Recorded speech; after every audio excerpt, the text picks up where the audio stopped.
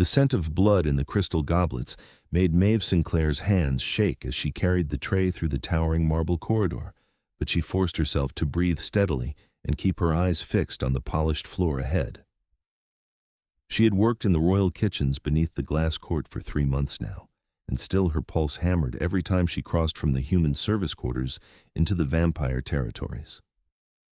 The court existed in a strange pocket of reality beneath Manhattan, a realm of impossible architecture and eternal twilight, where the oldest vampire bloodlines governed both their own kind and, through carefully maintained treaties, influenced the human world above. Maeve had stumbled into this position by accident after her grandmother died and left her with nothing but debts. A recruiter had found her crying in an all-night diner, offered her work that paid enough to survive, and she had been desperate enough to say yes before asking questions. Now she knew better. Now she understood that the glass towers and obsidian halls of the court were beautiful the way a blade was beautiful, and just as dangerous. The throne room doors loomed before her, carved from white stone and inlaid with silver that would burn any vampire who tried to open them without permission. A reminder that even the most powerful immortals once feared humans enough to build protections into their own palaces. 2 guards in black uniforms flanked the entrance, their skin pale as milk, their eyes tracking her approach with predatory focus. "Kitchen service," Maeve said quietly, keeping her gaze lowered. Lord Cassian requested refreshments before the evening session. One guard reached for the silver handle without flinching, old enough that such minor burns meant nothing, and pulled the door open just wide enough for her to slip through. The throne room stole her breath every time. The ceiling vaulted so high it vanished into shadow, and the walls were made entirely of glass that looked out onto an impossible starscape, as if the court existed at the edge of the universe itself.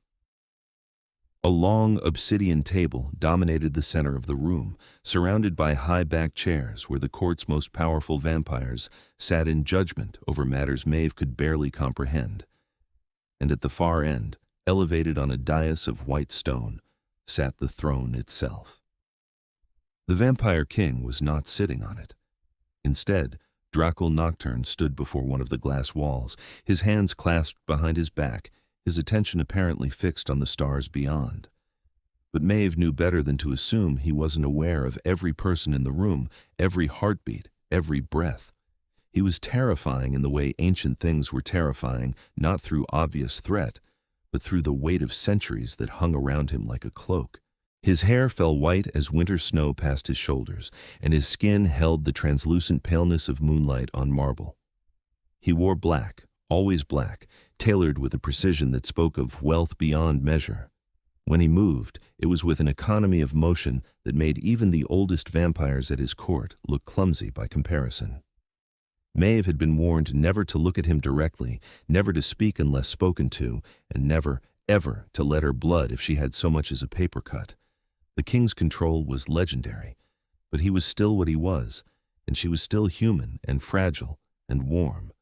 She moved as quietly as possible toward the table where Lord Cassian sat, reviewing documents, his own white hair caught back in a severe style that emphasized the sharp angles of his face. He glanced up as she approached, and something in his expression made her stomach clench with unease. "Not there," he said softly. "The king requested those specifically." Maeve's hands trembled harder. She had not been told. No one had mentioned that she was bringing refreshments for Dracul himself. She turned toward the dais, her heart now slamming so hard against her ribs that she felt dizzy. "Bring them here, girl," a voice said, and it was like velvet sliding over broken glass, beautiful and deadly at once. Maeve climbed the 3 steps to the dais, acutely aware that every vampire in the room had stopped what they were doing to watch. This was entertainment for them, she realized with a sick twist of fear, watching a human navigate the danger of their king's presence. Dracul still stood with his back to her, gazing out at the stars. Maeve set the tray down on the small table beside the throne with trembling hands, trying desperately not to make a sound. The crystal clinked despite her care, and she winced. "You are new," the king said, still not turning. 3 months, Your Majesty," Maeve whispered. "And you are afraid?" It was not a question, but she answered anyway. "Yes, Your Majesty." "Wise." He turned then, and Maeve's breath caught in her throat. She had seen him from a distance before, but never this close, never with his full attention directed at her like a spotlight that threatened to burn through her skin. His eyes were silver, true silver, with no trace of human warmth. His face was carved in lines of aristocratic beauty that had nothing soft or yielding in it. He was not handsome the way humans were handsome. He was beautiful the way a winter storm was beautiful, something to admire from a great distance and never, ever touch. "Look at me," he commanded, and Maeve's eyes snapped up to his before she could stop herself. She expected to feel fear, and she did, but beneath it ran something else, something that felt like recognition. As if her soul knew him somehow, impossible as that was. His silver gaze held hers, and for a long moment the throne room seemed to fade away, leaving only the two of them suspended in a silence that hummed with potential. "Your name," he said. "Maeve Sinclair, Your Majesty." "Maeve." He said it slowly, as if tasting the syllables. Then he dismissed her with a slight gesture, and she nearly tripped in her haste to curtsy and back away from the dais. She made it to the door before her knees gave out, and one of the guards caught her arm with surprising gentleness, steadying her until she could walk again. By the time she reached the kitchens, her entire body was shaking. "You met him," said Petra, one of the other kitchen workers, a woman in her 50s who had been with the court for decades. "I can always tell. You have that look, like you just stared death in the face." "He asked my name," Maeve whispered, sinking into a chair. Petra's expression shifted to something between concern and pity. "Oh, honey, that's not good." "What do you mean?" "The king doesn't ask names. Not of kitchen girls, not of anyone below the noble houses. If he asked your name, that means you caught his attention somehow." Petra shook her head. "That's the most dangerous place a human can be." Over the following weeks, Maeve tried to forget the encounter, tried to blend back into the anonymous mass of human servants who kept the court running. But she found herself thinking about those silver eyes at odd moments, remembering the way her entire body had responded to his voice like an instrument being tuned. Then the summons came. She was elbow-deep in dishwater when the steward appeared in the kitchen doorway, his vampire stillness making him look like a statue in the doorway. "Maeve Sinclair, you are required in the king's private study, immediately." The walk through the court felt like a death march. Maeve's mind raced through everything she might have done wrong, every rule she might have inadvertently broken. Private studies meant private conversations, and she could not imagine any reason the king would want to speak with her that ended well. The study was smaller than the throne room, but no less impressive, lined floor to ceiling with books that must have been centuries old. A fire burned in an ornate fireplace purely decorative, since vampires felt neither heat nor cold, and Dracul sat behind a massive desk, reviewing documents with the kind of focus that suggested matters of international importance. He did not look up when she entered, and Maeve stood frozen just inside the door, unsure whether to announce herself or wait in silence. "Close the door," he said, without lifting his gaze from the papers. She obeyed, and the soft click of the latch sounded impossibly loud. "Come here." Maeve crossed the room on legs that felt like water, stopping a careful distance from the desk. This close, she could smell something like winter pine and old leather, a scent that should not have been appealing, but somehow was. Dracul set down his pen with deliberate precision, and finally looked at her. "Do you know why you are here?" "No, Your Majesty." "You are here because I have a problem that requires a very specific solution, and you, through circumstances neither of us could have predicted, have become that solution." Maeve's pulse hammered in her throat. "I don't understand." "The court is built on tradition and blood law, Miss Sinclair.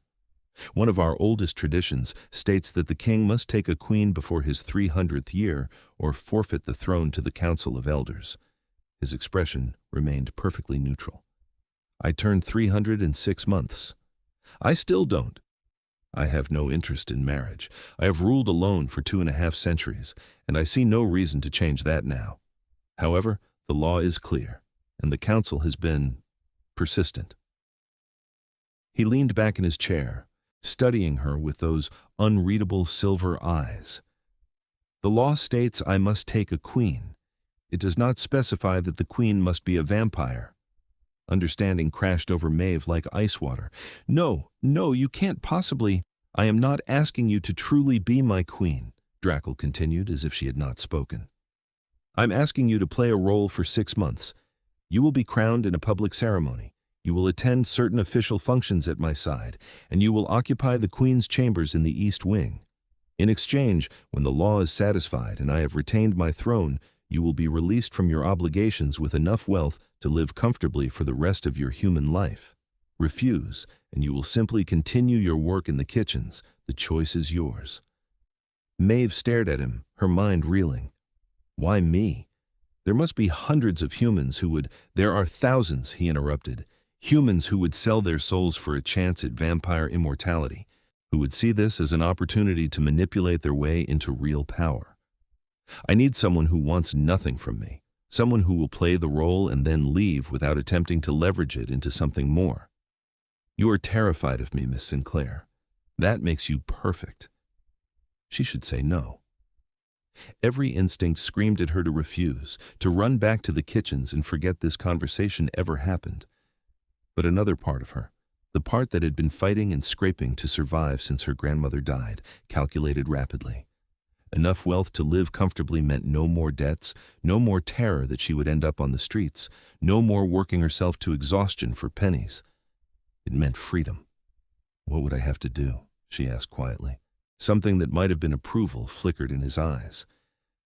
Attend me at court functions, learn enough etiquette not to embarrass yourself, wear the crown and sit beside the throne when necessary, that is all. And after 6 months? You walk away. I will ensure you have legal protections that prevent any vampire from pursuing you or attempting to use our association against you. You will be as safe as it is possible for a human to be in a world that knows our kind exists. Maeve took a shaky breath. How long do I have to decide? I need your answer now. Of course he did. No time to think, no time to analyze all the ways this could go wrong. Just a choice. Stay in the kitchens forever, barely surviving, or gamble everything on 6 months of pretending to be something she was not. Yes, she whispered. I'll do it. Dracul nodded once, as if her agreement was simply a business transaction concluded. The ceremony will be held in 3 days. That gives us 72 hours to teach you everything you need to know not to get yourself killed at court. Your training begins tomorrow at sunset. Dismissed. Maeve curtsied she was getting better at it and fled the study before he could see the tears of either terror or relief that pricked at her eyes. The next 3 days passed in a blur of instruction so intense that Maeve barely had time to sleep. A small army of tutors descended on her, teaching her how to walk, how to speak, how to sit, how to hold a wine glass she would never drink from. She learned the names and faces of the noble houses, learned which vampires were allies and which were threats, learned the intricate dance of court politics that could kill her as easily as fangs. Through it all, Dracul appeared periodically, observing her progress with an expression of cool assessment. He corrected her posture with a touch so brief it barely registered, adjusted the angle of her chin with fingers that were cold as marble. And once, when she stumbled over a particularly complex piece of protocol, he actually explained it himself rather than leaving it to the tutors. The court respects strength above all else, he told her, his silver eyes boring into hers. You are human, which means you will never be physically strong in a room full of predators. But you can be mentally strong. You can refuse to show fear even when you feel it. That is what I need from you, Maeve. Not perfection, not transformation into something you are not, just the appearance of strength. She thought about that conversation the night before the ceremony, standing alone in the chambers that had been prepared for her. They were 10 times the size of the room she had shared with 3 other kitchen workers, decorated in shades of silver and deep blue, with a bed large enough to sleep 5 people and windows that looked out on the impossible stars. Tomorrow she would stand before the entire court and let Dracul set a crown on her head.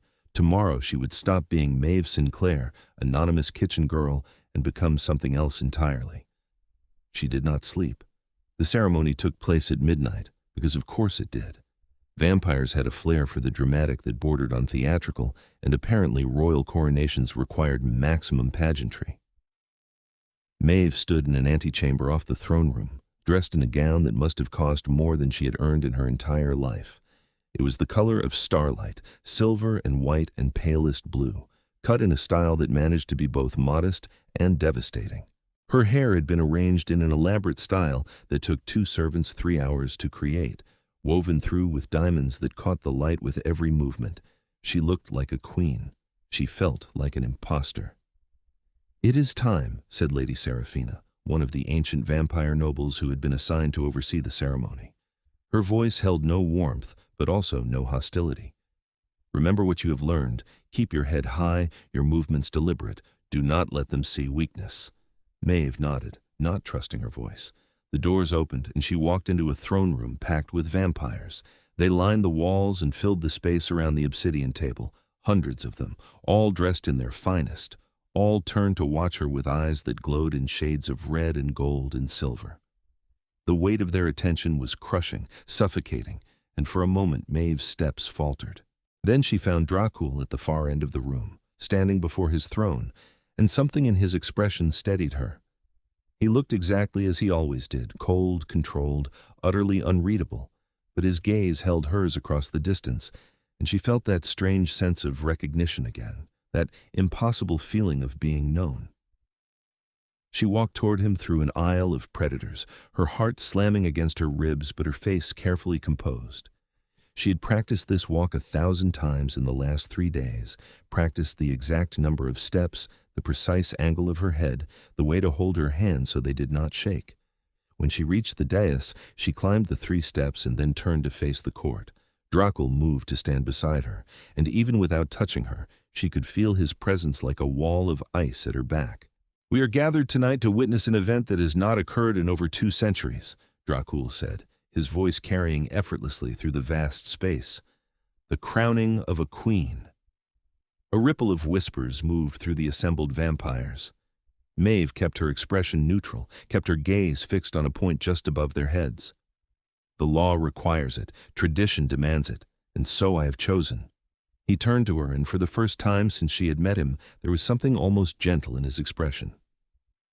"Maeve Sinclair has proven herself worthy of this position through her courage and her strength. She will stand at my side as queen of this court, and any who challenge her will answer to me." The threat in those words was unmistakable, and Maeve saw several vampires in the crowd shift uncomfortably. Dracul reached for something. A servant was holding a crown of silver so delicate it looked like frozen lace, set with stones that might have been diamonds or captured starlight. "Kneel," he said softly, and Maeve's legs obeyed before her mind could catch up.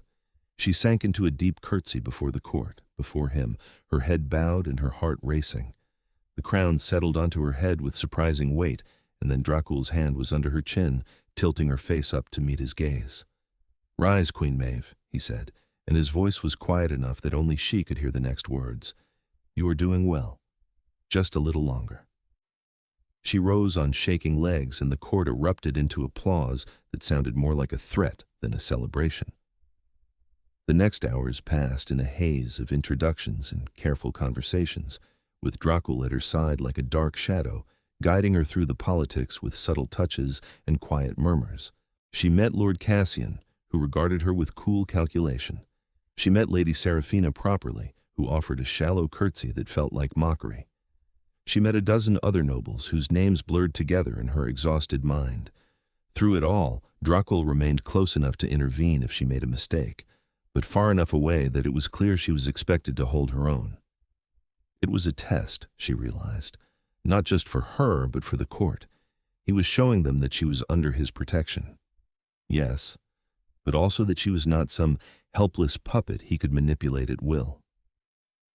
By the time the last guest departed and the throne room finally emptied, Maeve was swaying on her feet, the crown heavy enough that her neck ached, the gown tight enough that breathing had become difficult. "You survived," Dracul said, his tone almost approving. "Better than I anticipated, actually." "Is that a compliment, Your Majesty?" Maeve asked, too tired to be properly afraid. His mouth curved into something that was not quite a smile but held a trace of amusement. "Perhaps. Come. I will escort you back to your chambers before you collapse and force me to carry you." They walked through the quiet corridors side by side, and Maeve was acutely aware of the impropriety of being alone with him, though she supposed normal human rules of propriety did not apply when you were technically married to a vampire king, even if only in name. "Why did you really choose me?" she asked when they reached her door. "And please do not tell me it was because I am afraid of you. There must be more to it than that." Dracul regarded her with those unreadable silver eyes, and for a long moment she thought he would not answer. Then he said, "Because when I looked at you in that throne room the first time, you looked back. Most humans cannot hold my gaze. They turn away, or they faint, or they try to charm me and fail miserably. You looked at me as if you were trying to understand what you saw. That suggested intelligence and courage, both rare qualities." "I was terrified," Maeve admitted. "I know, but you looked anyway." He inclined his head in what might have been a bow or might have been dismissal. "Rest. Tomorrow your real education in surviving this court begins." He vanished before she could respond, moving with that impossible vampire speed that left her blinking at empty air. Maeve let herself into her chambers, carefully removed the crown and set it on its stand, and fell into bed still wearing the elaborate gown because she was too exhausted to figure out how to remove it alone. She had agreed to 6 months of this. 6 months of walking a knife's edge between two worlds, pretending to be something she was not, surviving in a court that would kill her without hesitation if Dracul withdrew his protection. It seemed impossible. But as she drifted into uneasy sleep, her last thought was of silver eyes and the strange, inexplicable feeling that maybe, just maybe, she had made the right choice. The weeks that followed established a rhythm that was both comfortable and constantly terrifying. Maeve spent her days learning the intricacies of court life under the tutelage of Lady Seraphina, who turned out to be a surprisingly patient, if ruthlessly demanding teacher. She attended evening sessions where she sat beside Dracul's throne and listened to disputes between noble houses, trade negotiations with human governments that knew about the vampire world, and policy decisions that affected thousands of lives, both human and immortal. Dracul himself remained a distant, enigmatic presence. He was unfailingly polite to her in public, occasionally sought her opinion on matters that pertained to human concerns, which surprised her, and otherwise treated her exactly like what she was, a necessary piece in a political game. But there were moments that confused her, small cracks in his careful facade that suggested something more complicated beneath the ice, like the night she found him in the court library at 3 a.m, surrounded by books written in languages she could not identify, his expression distant and something that almost looked like lonely. "I could not sleep," she explained when he glanced up at her entrance. "I thought I might find something to read." "You can sleep?" He sounded genuinely curious. "Usually. Tonight my mind was too busy." She drifted closer, looking at the incomprehensible texts. "What are you studying?" "History. Specifically, the last time a human queen sat at a vampire king's side." His finger traced across a page of elaborate script. "It did not end well." "What happened?" "She fell in love with him. He could not love her back. We are not built for such things, or so the legends say. She died of a broken heart, and he went mad with grief, slaughtering half his court before they managed to stop him." Dracul's voice was perfectly neutral, as if he were recounting someone else's grocery list. "They burned his body and scattered the ashes so he could never return." Maeve absorbed that disturbing story, then said carefully, "You do not have to worry about that with me. I know what this is. I am not going to fall in love with you." He looked at her then, really looked at her, and something flickered in his silver eyes that she could not name. "See that you do not, for both our sakes." After that, he seemed to seek out her company more often, not in obvious ways. The king of the vampire court did not obviously seek anyone's company, but in small things.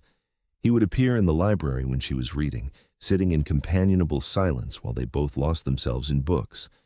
He would ask her opinion not just on human matters but on other things, court politics and old disputes, as if her perspective actually mattered to him.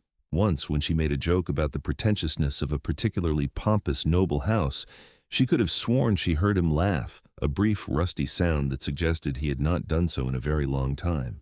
"You are dangerous," he told her one night when they stood together on a balcony overlooking the impossible starscape.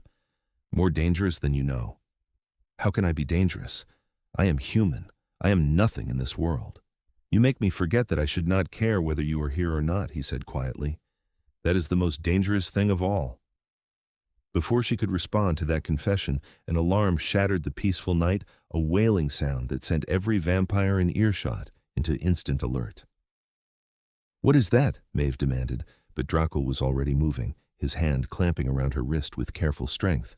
Security breach. Someone has entered the court without authorization. He pulled her back toward the interior corridors. His entire bearing shifted from contemplative to lethal in an instant. Stay close to me. They ran through the halls, and Maeve struggled to keep up with his longer stride until he simply lifted her and carried her, moving with that impossible speed that turned the world into a blur around them. He brought her to her chambers and set her down just inside the door. Stay here. Lock the door. Do not open it for anyone except me. His silver eyes burned with an intensity that stole her breath. Do you understand? No one. What is happening? Someone is trying to kill you. He said it flatly, stating it as simple fact. Probably one of the noble houses who objects to a human queen. I will deal with it. Dracul. She caught his arm before he could leave, surprising both of them with the familiar use of his name. Be careful. His expression softened for just a moment, and he touched her face with cold fingers. Lock the door, Maeve. Then he was gone, and she was alone in the sudden silence. Maeve locked the door with shaking hands and retreated to the center of the room, her mind racing. Someone wanted her dead. Of course they did. She had been naive to think that the threats at court would remain merely verbal, merely political. She was human in a world of predators, and no matter what role she played, that fundamental truth remained. She had no idea how much time passed. Minutes felt like hours. She paced the length of her chambers, jumped at every sound, and tried not to imagine all the ways this could go horribly wrong.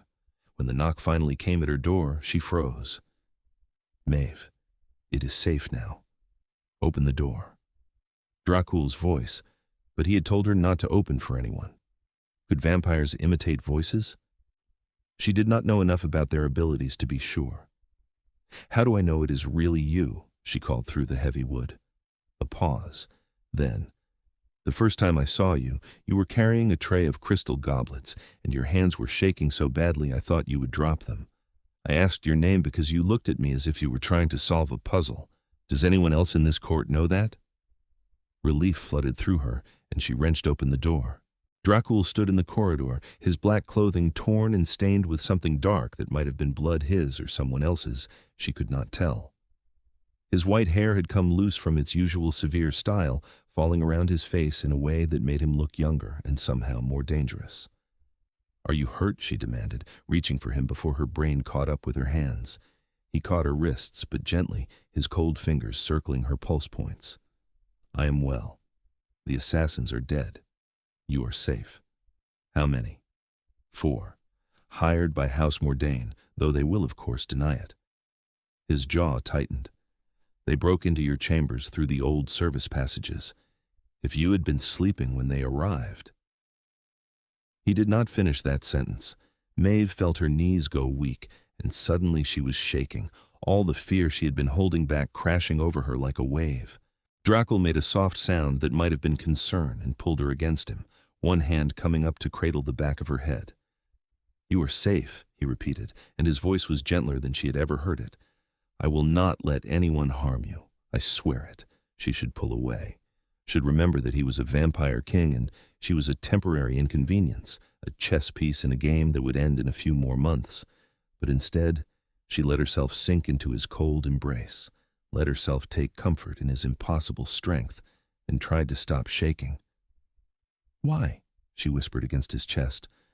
Why do you care? This was supposed to be just a political arrangement. You should not care if someone kills me. You could find another human to play the role. Dracul was silent for so long that she thought he would not answer. Then his hand moved in her hair, a gesture that was almost tender, and he said, I told you that you were dangerous. I told you that you made me forget I should not care. Perhaps I should have listened to my own warning. Maeve pulled back enough to look up at him, and what she saw in his face stole her breath. The cold control had fractured, and beneath it she saw something raw and vulnerable and achingly alone. "The story you told me," she said slowly, "about the vampire king who fell in love with a human queen. You said vampires are not built for love." "We are not supposed to be," he agreed. "We are supposed to be creatures of hunger and power and immortal pride. Love is a human weakness." But apparently 2.5 centuries of being alone makes even the most ancient vampires susceptible to the one person who looks at them and sees something worth understanding. His thumb brushed across her cheek, a touch so careful it was almost reverent. "I am breaking all my own rules with you, Maeve. I am allowing myself to feel things I have not felt in longer than you have been alive, and it terrifies me more than any enemy I have ever faced."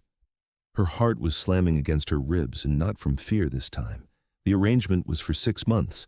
You said I could walk away after 6 months. You can. You will. I will not trap you in this world. Maeve, I will not steal your human life for my own selfishness." His voice was raw with an emotion she had not thought him capable of. "But I am beginning to understand that king in the story, the one who went mad with grief. I'm beginning to understand what it feels like to know that caring for someone will destroy you and being unable to stop yourself from caring anyway." "Dracul, go to sleep," he said, pulling away from her with visible effort. "I will have guards posted at your door until we can secure the service passages. You are safe now." He turned to leave, and Maeve did something reckless and probably stupid. She caught his hand, threading her fingers through his cold ones, and said, "Stay." He went absolutely still. "Maeve, you do not know what you are asking. I'm asking you to stay here with me tonight because I am terrified, and you are the only person in this entire court who makes me feel safe. That is all I am asking." For a long moment he did not move, did not speak. Then he closed the door behind them and said, "I will stay until you fall asleep. No longer." It was a compromise, and they both knew it, but Maeve accepted it. She changed into sleeping clothes in her bathroom while he stood staring out at the stars, and when she emerged, he had settled into one of the chairs near the window, looking like a marble statue in the dim light. "Tell me a story," she said as she climbed into bed. "Something from before you were king, something that reminds you what it was like to be human." "I have not been human for 300 years, Maeve. I barely remember it." "Try anyway, please." He was silent for so long she thought he would refuse. Then he began to speak, his voice low and distant, and he told her about a village in the Carpathian Mountains and a boy who had wanted nothing more than to see the world beyond the valley where he was born.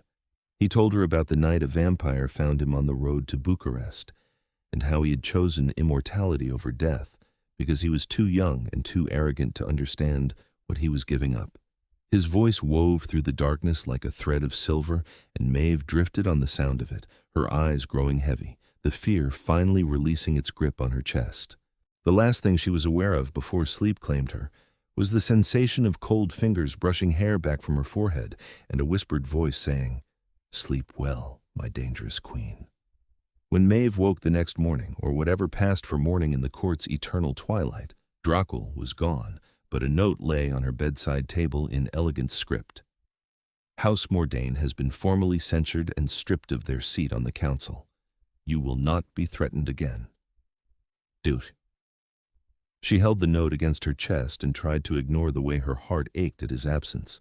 The dynamic between them shifted after that night, becoming something neither of them had planned, and neither could seem to stop. Dracul no longer maintained his careful distance. He sought her out between court sessions, appeared at her side during formal dinners, and once, when a visiting noble from another court made a subtly derogatory comment about her human status, his response was so coldly furious that the noble left within the hour. "You did not have to defend me quite so thoroughly," Maeve said after the noble had fled. "I am used to people looking down on me." "Perhaps, but I am not used to allowing anyone to disrespect my queen."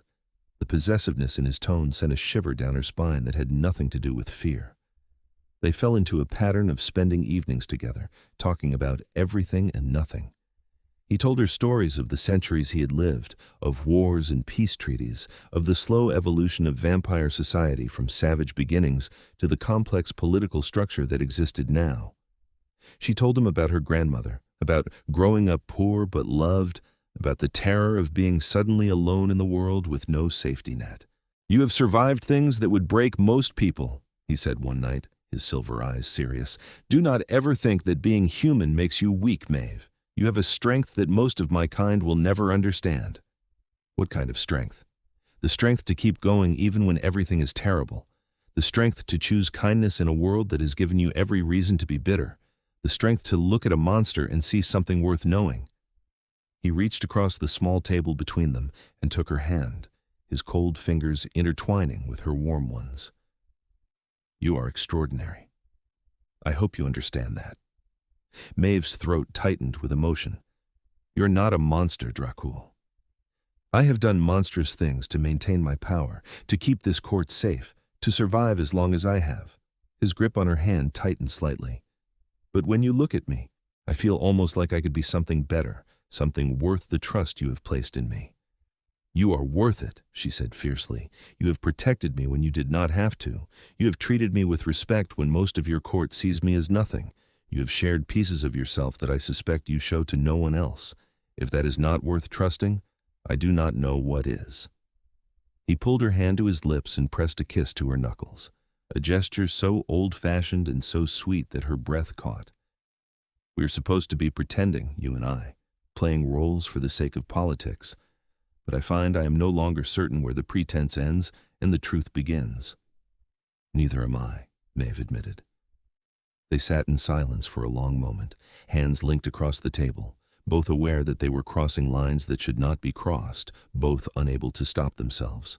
"The 6 months are almost over," Dracul said finally. "In 3 weeks the law will be satisfied.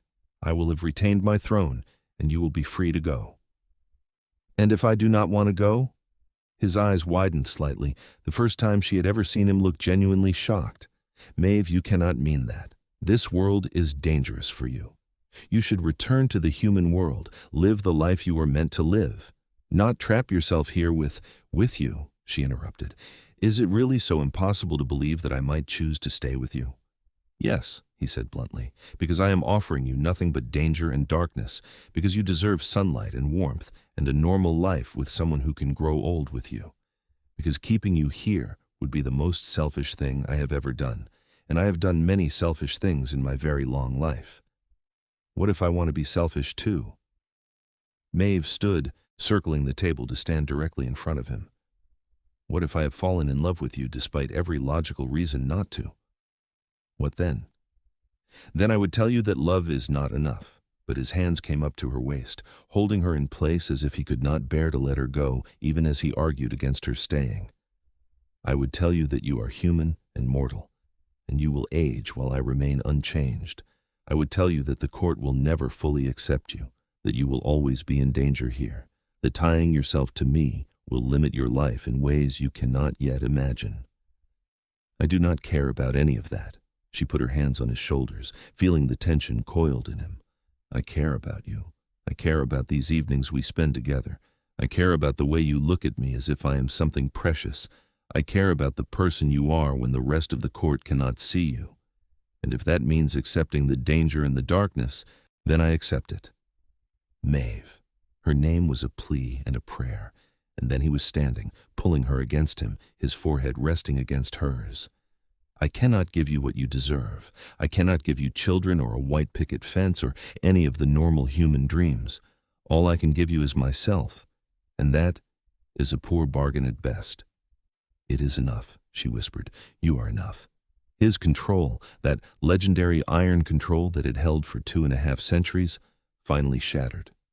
He kissed her, his cold mouth claiming hers with a desperate hunger that spoke of loneliness too long endured and need too long denied. Maeve melted into him, her arms winding around his neck, kissing him back with all the emotion she had been trying to suppress for months. When they finally broke apart, both breathing hard, or at least she was, his breathing seemed more habit than necessity. His eyes were molten silver, burning with an intensity that should have terrified her, but instead felt like coming home. "If you stay, there's no going back," he warned, his voice rough. "The court will see it as a real marriage, not a political arrangement. You will be bound to me in ways that human law does not recognize, but vampire law takes very seriously." Are you certain this is what you want?" "I have never been more certain of anything." He kissed her again, softer this time, and she felt the last of his resistance crumble. "Then stay. Stay with me, my dangerous queen. Let me spend whatever time we are granted learning what it means to love someone again." "Again?" she asked against his lips. "I loved once, very long ago, before I was turned. I thought I had forgotten how, but you have reminded me." His hands framed her face, his thumbs brushing across her cheekbones. "I cannot promise you forever, because your forever and mine are not the same length. But I can promise you that for as long as you are with me, I will love you with everything I am. Is that enough?" "It is more than enough," Maeve said, and kissed him again, sealing the promise between them. The announcement that their arrangement had become a true marriage sent shockwaves through the court. Some of the noble houses reacted with outrage, arguing that a human queen degraded the dignity of vampire royalty. Others saw political opportunity, angling to curry favor with the unusual new power structure. And a few, mostly the oldest vampires, simply accepted it with weary resignation, as if they had seen such things before and knew better than to fight against the inevitable. Through it all, Dracul remained implacable, making it clear through word and action that anyone who threatened or insulted Maeve would face his personal wrath. The court fell into line, as courts did when the alternative was the king's displeasure. But there were complications that came with truly joining her life to his, complications that Maeve had not fully considered in the rush of new love. Like the night she came down with a simple flu, and Dracul paced her chambers like a caged wolf, his control fraying at the edges as he confronted the reality of her fragile mortality. "You are so breakable," he said, his voice raw. "A fever, a virus, something that would not even slow a vampire, and you could die. How am I supposed to live with that knowledge? How am I supposed to watch you suffer and know that someday, something like this will take you from me permanently?" "The same way every person who loves someone mortal lives with it," Maeve said, her voice hoarse from coughing. "You accept that the time we have is finite, and you make the most of it. You do not waste energy fearing the end when we are still in the middle. That's easy to say when you are not the one who will be left alone." She struggled to sit up, reaching for him until he came to sit on the edge of her bed. "Dracul, look at me. I know this is not easy. I know that my mortality scares you, and I am sorry for that. But I would rather have 30 or 40 years with you than an entire normal human lifetime without you. Can you understand that?" His hand came up to cup her face, his touch achingly gentle. "I understand it. I simply do not know if I am strong enough to survive losing you when the time comes." "Then I will just have to stay alive as long as possible," she said, trying for levity. He did not laugh, but he did lean forward and kiss her forehead, and she felt some of the tension leave his shoulders. "Rest. I will be here when you wake." He kept that promise, sitting vigil at her bedside through the worst of her illness, and when she finally recovered, she found him asleep in the chair, his hand still holding hers. It was the first time she had ever seen him truly sleep, not the meditative state vampires usually entered during daylight hours, but actual deep sleep born of exhaustion. He looked younger like this, more vulnerable, and her heart ached with love for him. The other complication was more subtle but no less significant, the gradual realization that she was existing in a permanent state of twilight, never seeing the sun, never experiencing the natural rhythms of human life. The court existed in its pocket reality where time moved strangely, where night was eternal, and while Maeve had adjusted to it during the 6 months of their arrangement, the prospect of living this way forever began to weigh on her. Dracul noticed, of course. He noticed everything about her. "You miss the sun," he said one evening, his tone carefully neutral. "Sometimes," Maeve admitted. "Not enough to leave, but yes, sometimes I miss it." He was quiet for a long moment, then said, "I cannot give you sunlight.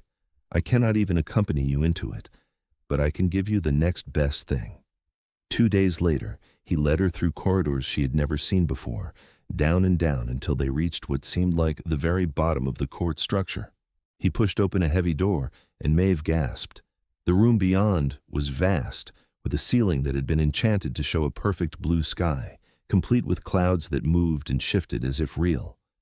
Grass grew underfoot, real grass, and there were trees and flowers and even a small stream running through the space. "It is not the same as true sunlight," Dracul said, watching her reaction carefully. "The magic that maintains it cannot replicate the full spectrum, but it is as close as I can bring you while still keeping you safe in my world." Maeve turned to him, tears streaming down her face. "You made this for me? I had it made for you. I cannot go into it myself. Even the simulated sunlight is uncomfortable for my kind. But you can come here whenever you wish. Stay as long as you need. I will wait for you outside." She kissed him fiercely, trying to pour all her gratitude and love into the gesture. "Thank you. Thank you for understanding what I needed even when I did not say it." "I told you I would love you with everything I am," he said simply. "That includes trying to give you back pieces of the world I have taken you from." Maeve spent several hours in that artificial garden, lying in the fake grass and staring up at the false sky. And when she finally emerged, Dracul was waiting exactly where he had said he would be, reading a book with perfect patience. "Better?" he asked, and she nodded. "Better, but I would still rather be with you than in there alone." His expression softened. "Then let us go home." And that was what her chambers had become, she realized. Home. Not because of the luxury or the safety, but because he was there. The final test of their relationship came 3 months later, when a delegation arrived from the European court with a proposition that threatened to tear apart everything they had built. Lord Valerian Draculest was an ancient vampire, older even than Dracul, and he arrived with all the pomp and ceremony befitting his status. He was accompanied by a retinue of 20 vampires, all of them radiating power and barely contained violence. "Cousin," Valerian said when he was formally presented at court, and Maeve felt Dracul tense beside her at the familiar address. "It has been too long since last we met." "Not long enough," Dracul replied coolly. "To what do I owe the honor of your presence, Valerian?" "I come with an offer from the old council." Valerian's eyes flicked to Maeve, dismissive and cold. "We have heard of your unusual arrangement. A human queen.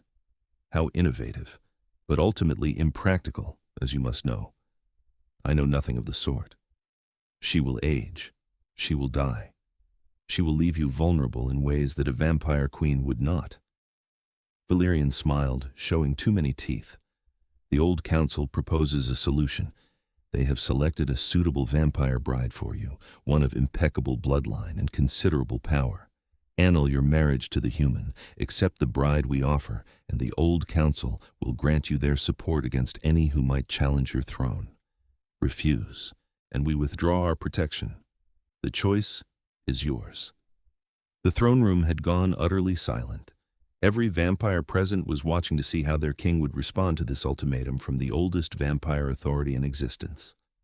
Maeve felt her heart sinking. This was it, the moment when Dracul would have to choose between her and his throne, between love and power. And she knew, deep in her bones, that she could not ask him to choose her. The court needed him. Vampire society needed him. She was just one human woman, and her life was a brief candle compared to the eternal flame of his responsibility. She started to rise from her seat beside the throne, preparing to excuse herself to make this easier for him. But Dracul's hand shot out, catching her wrist and holding her in place. "No," he said quietly, his eyes never leaving Valerian. "The answer is no." Valerian's expression hardened. "You would choose a mortal over the support of the old council? Over the stability of your own throne? I would choose love over fear, which is something the old council has never understood." Dracul stood, and the temperature in the room seemed to drop 10 degrees. "My queen is not an arrangement. She is not a political convenience. She is my wife in every way that matters, and I will not set her aside for your convenience or anyone else's." "Then you are a fool," Valerian hissed. "You risk everything for a creature who will be dust in less than a human lifetime." "Perhaps, but I would rather be a fool who knows love than an immortal who knows nothing but power and solitude." Dracul's voice was hard as diamond.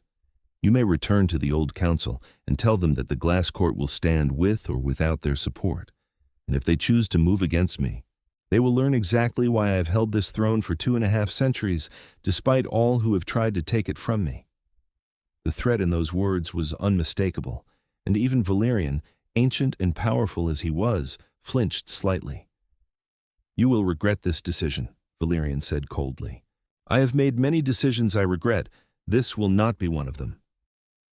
Dracul turned his attention to Maeve, his expression softening. "Are you well? You look pale." She realized she was shaking, overwhelmed by what he had just done, what he had just sacrificed for her. "I am well. You did not have to do that. I would have understood if you had chosen differently. I know, but I would not have understood myself." He addressed the court as a whole, his voice carrying easily through the vast space. "Let this be known to all present. Queen Maeve is under my protection, now and always. Any threat to her is a threat to me. Any insult to her is an insult to me. And any vampire from any court who seeks to come between us will answer to me personally. Is that understood?" A chorus of voices acknowledged his decree, and Valerian and his delegation departed shortly after, their displeasure evident in every movement. When the throne room finally cleared, and they were alone, Maeve turned to Dracul and saw that he was trembling slightly, the only sign of the stress he had just endured. "Are you going to be all right?" she asked, taking his cold hands in her warm ones. "What will happen now?" "War, possibly. Political maneuvering, certainly. The old council does not take rejection well." He pulled her against him, burying his face in her hair. "I may have just made a catastrophic mistake for the sake of my heart, but I cannot bring myself to regret it." "We will face whatever comes together," Maeve promised. "You are not alone anymore." "No," he agreed. "I am not, and that makes all the difference." The war did not come, at least not immediately, but the political pressure increased dramatically. Trade agreements that had been in place for decades were suddenly under review. Alliances that had seemed solid began to fray. Other courts, sensing weakness or opportunity, began to test the boundaries of the Glass Court's territory. Through it all, Dracul remained steadfast, and Maeve learned what it truly meant to be a queen, not just in name, but in function. She began attending strategy sessions, offering insights on human psychology that helped negotiate better terms with the mortal governments. She reached out to other human spouses in vampire society, rare but not unheard of, and built a network of support that surprised even Dracul with its effectiveness. "You are good at this," he told her one night after she had successfully mediated a dispute between two minor noble houses that had been feuding for decades. "Better than I expected." "Were your expectations so low?" she asked, teasing. "My expectations were that you would survive. You have exceeded that by becoming genuinely indispensable." He kissed her temple. "I am proud of you." Those simple words meant more to her than all the jewels and fine clothes and privileges of her position combined. But as the months wore on, Maeve could not escape the knowledge that hung over them like a shadow. She was aging, albeit slowly, and he was not. It was not yet visible she had only been with him for a year and a half, but the awareness was there, a constant reminder that their time was finite in a way that hurt to contemplate. She tried not to think about it, tried to focus on the present moment, but sometimes late at night when Dracul held her, and she felt the coldness of his skin against the warmth of hers, she wondered how he could bear it, knowing that every day brought her closer to an end he would survive. "What are you thinking?" he asked one such night, his voice low in the darkness. "About time," Maeve admitted. "About how little of it we have, relatively speaking." His arms tightened around her. "I try not to count the days. It makes the present unbearable." "Do you ever wish you had made a different choice, that you had accepted Valerian's offer and chosen someone who could stand beside you forever?" "No." His answer was immediate and absolute. "Maeve, listen to me. I have lived for 300 years. I will likely live for hundreds more. But these years with you, however many we are granted, will be the ones I remember, the ones that matter, the ones that make the endless stretch of immortality bearable. Do you understand? You are not the limit of my existence. You are the point of it." She turned in his arms to face him, seeing the truth of his words written in his silver eyes. "I love you so much it terrifies me." "I know the feeling." He kissed her, slow and deep and achingly tender. "But let us be terrified together." Yes? Let us make the most of whatever time we have, and not waste it, mourning an end that has not yet come. Yes, she agreed, and kissed him again, trying to push away the fear and focus on the extraordinary reality of being loved by someone like him.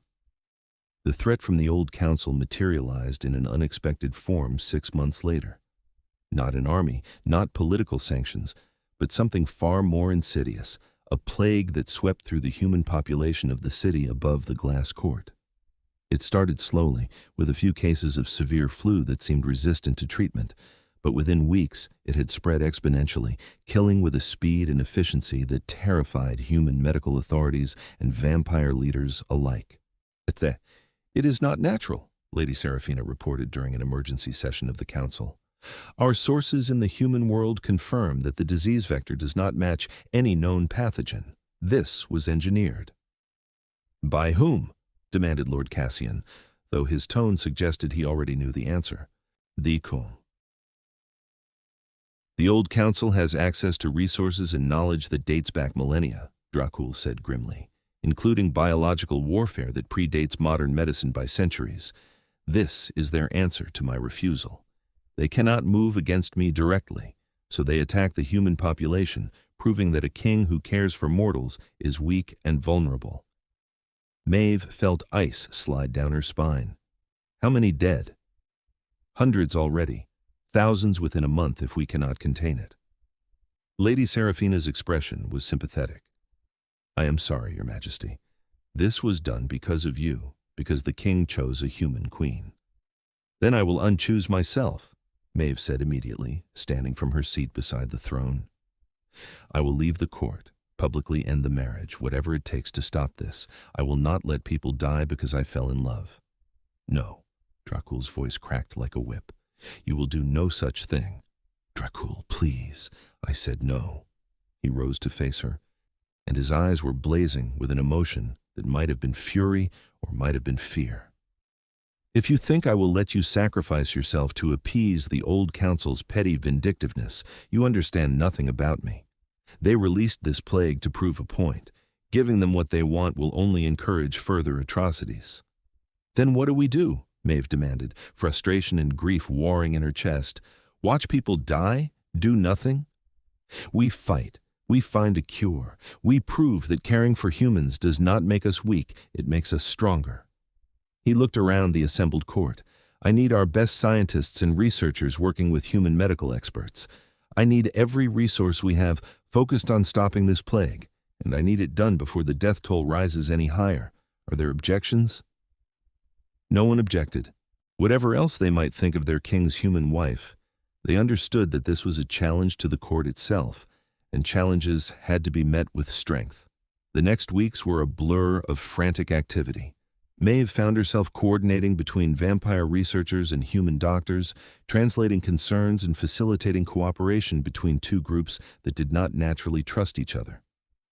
She worked 18-hour days, barely slept, and ignored Dracul's increasingly worried demands that she slow down. I am fine, she insisted when he physically blocked her path to the research laboratory one night. I need to do this. I need to help. You need to rest before you collapse. You are human, Maeve. You have limits. Hundreds of people are dying. My limits can wait. She tried to move past him, but he caught her shoulders, his grip gentle but immovable. If you die trying to save everyone else, you will destroy me. Is that what you want? The raw pain in his voice stopped her cold. She looked up at him and saw that he was barely holding himself together, that the strain of watching her work herself to exhaustion while a plague killed humans by the hundreds was tearing him apart. I'm sorry, she whispered. I just feel so helpless. This is happening because of me, and I need to do something. Then do something by staying alive and healthy. Let me bear this burden for once. Please. He pulled her against him, and she realized he was shaking. I cannot lose you, Maeve. Not to a plague, not to exhaustion, not to your own heroic impulses. I need you to survive this. She let herself lean into him, accepting the comfort he offered, and nodded. All right, I will rest, but only if you promise to wake me if there is any breakthrough. I promise. The breakthrough came 3 days later, and it came from an unexpected source. One of the oldest vampires in the court, A scholar named Lucian, who rarely left his private library, appeared before Dracul with an ancient text written in a language that predated modern civilization. "I have seen this before," Lucian said, his voice rough with age. "Not the same plague, but the same type of weapon. The old council used it during the wars 5 centuries ago, and there is a cure, but it requires vampire blood mixed with specific compounds that must be prepared under controlled conditions." "Show me," Dracul commanded, and within hours the court's laboratories were working to replicate the cure described in Lucian's ancient text. It worked, not perfectly, not immediately, but enough to stop the spread and begin saving lives. The human world attributed it to a breakthrough in antiviral treatment. Only a select few knew the truth, that vampire science and ancient knowledge had saved thousands of lives. The old council sent no acknowledgement, no apology, but the plague stopped, and that was victory enough. Maeve stood on the balcony outside her chambers, looking up at the false stars, and felt Dracul's presence behind her a moment before his arms came around her waist. "We survived," she said quietly.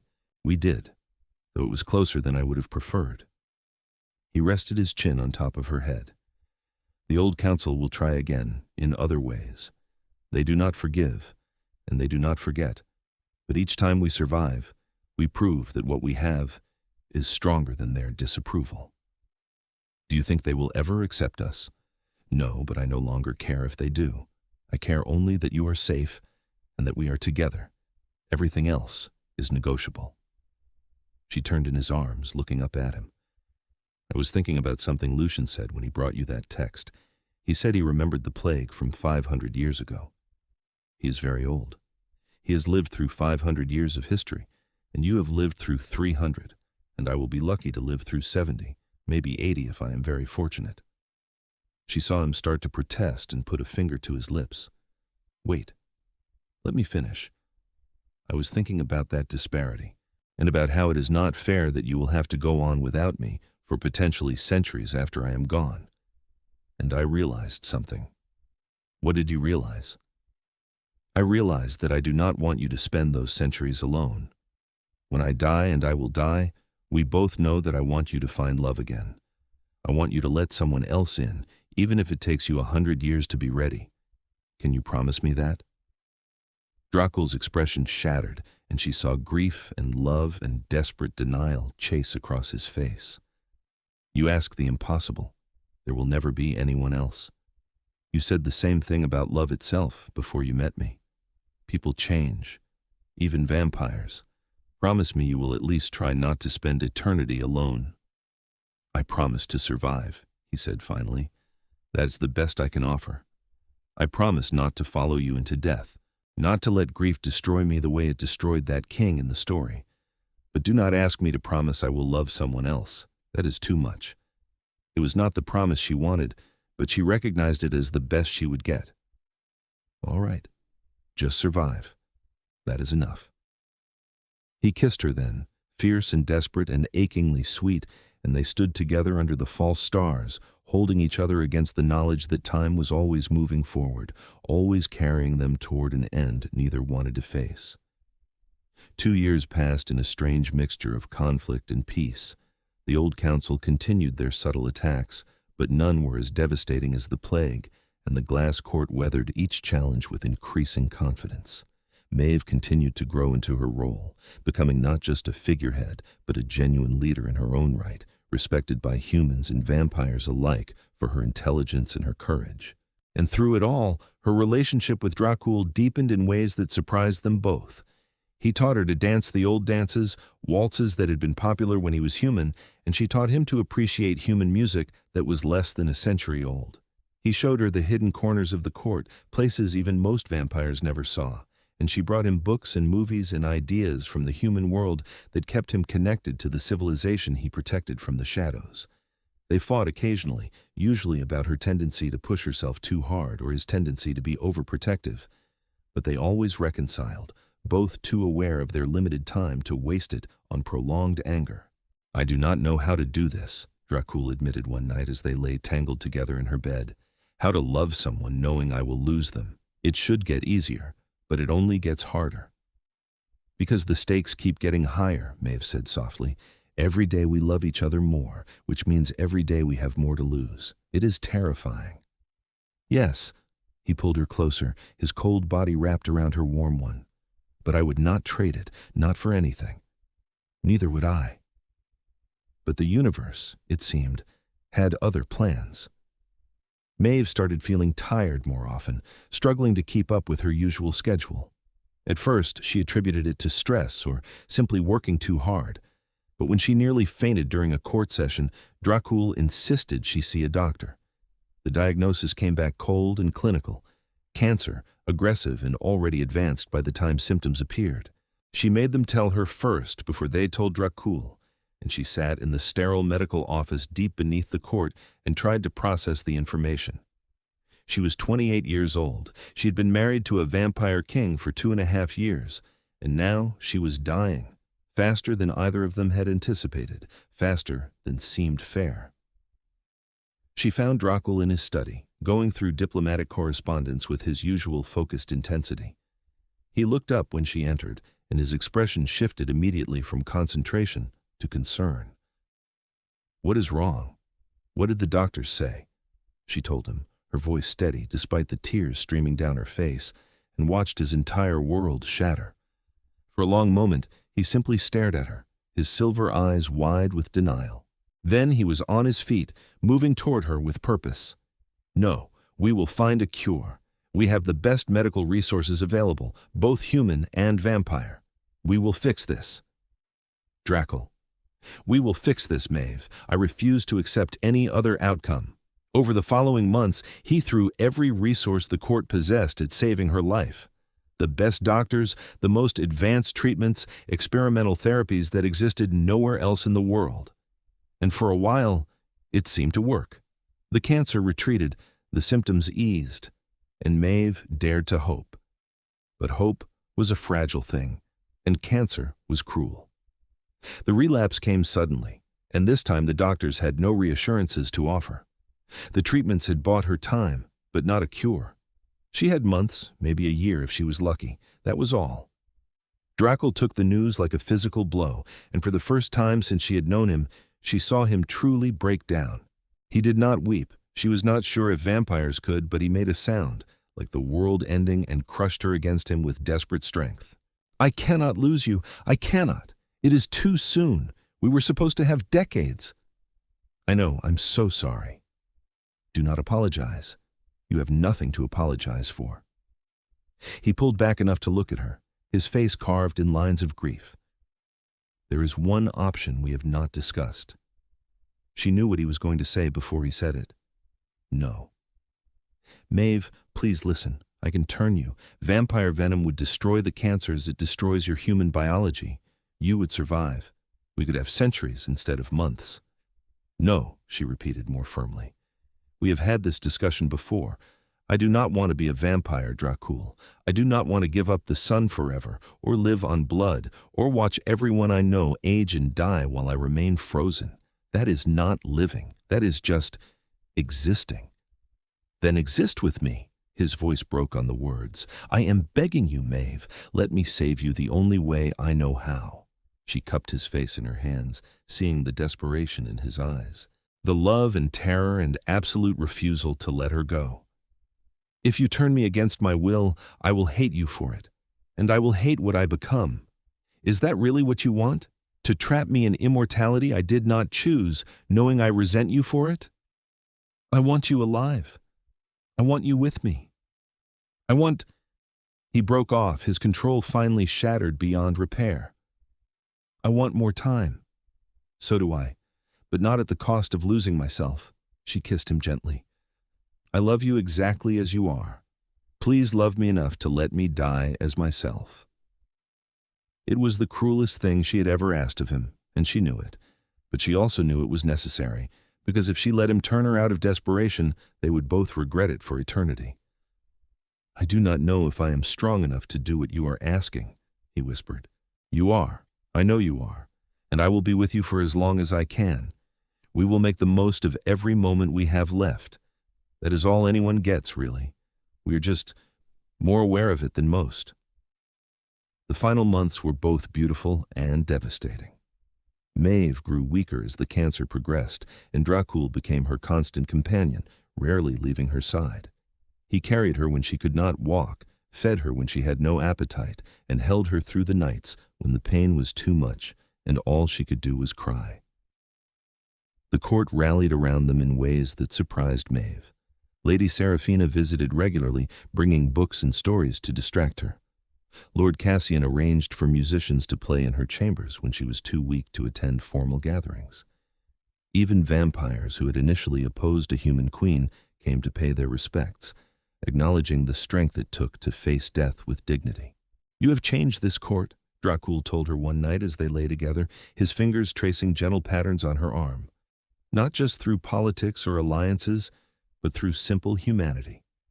You have reminded us what we used to be, what we are supposed to protect. That is no small legacy." "I just tried to be myself," Maeve said, her voice weak. "Your self was extraordinary, is extraordinary." He corrected his tense immediately, refusing to speak of her in the past tense, even though they both knew the end was close. In her final weeks, Maeve made Dracul promise to open the court more to human concerns, to never forget that the purpose of vampire power was to protect, not dominate.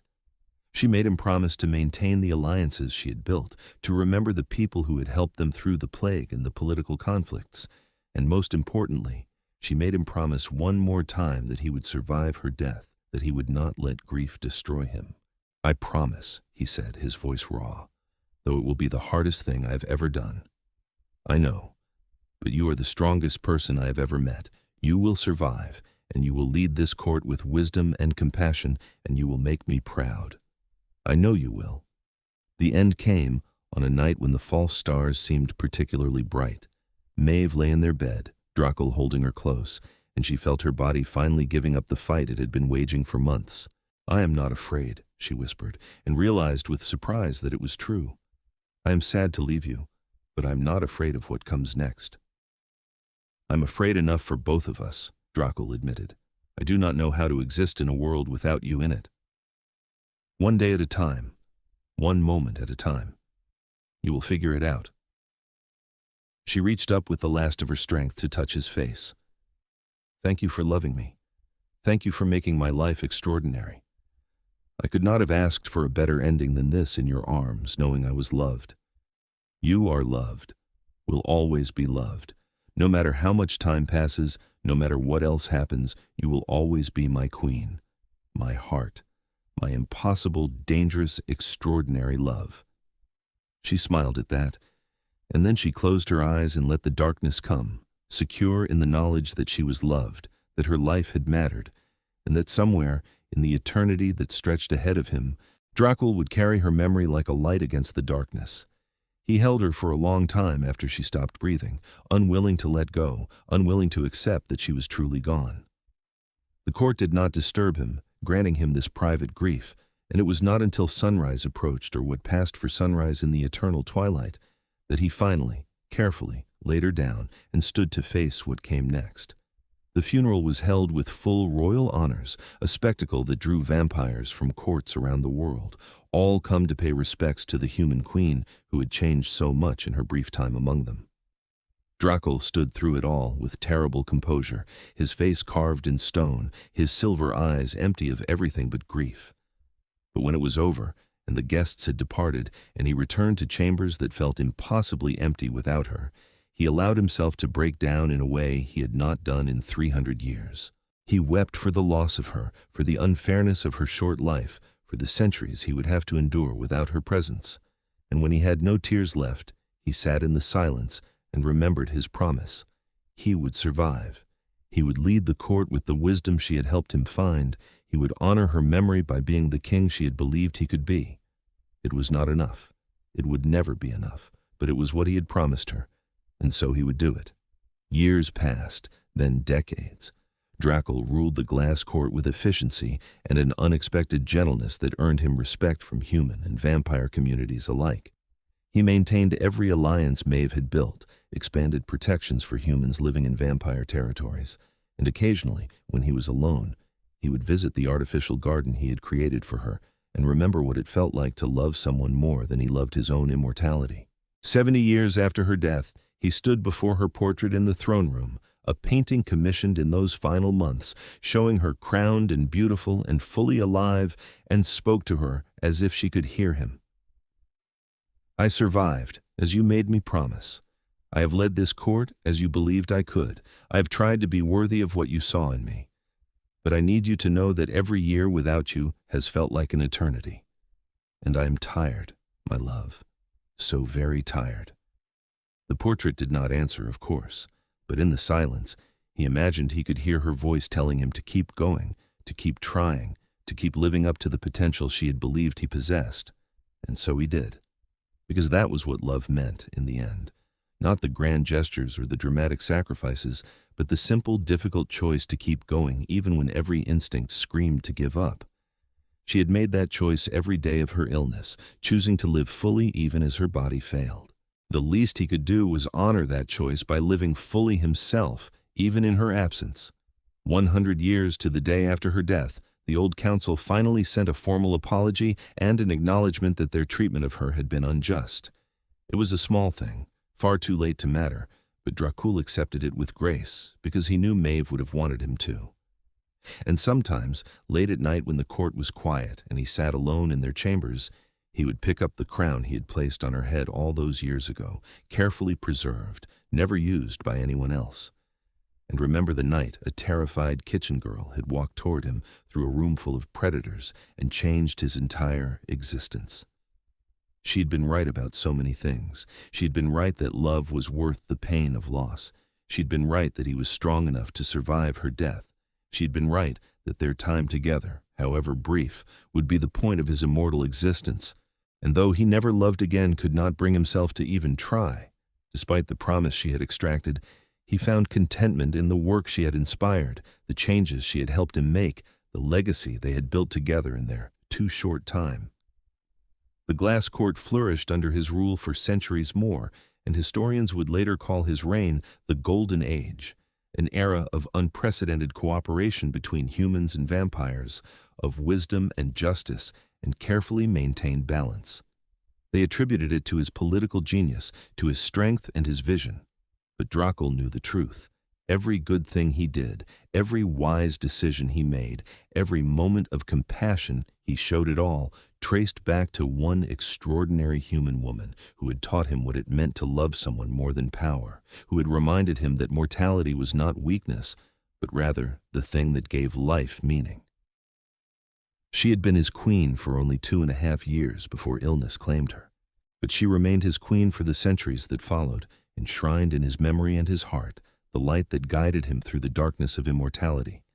And that, in the end, was enough.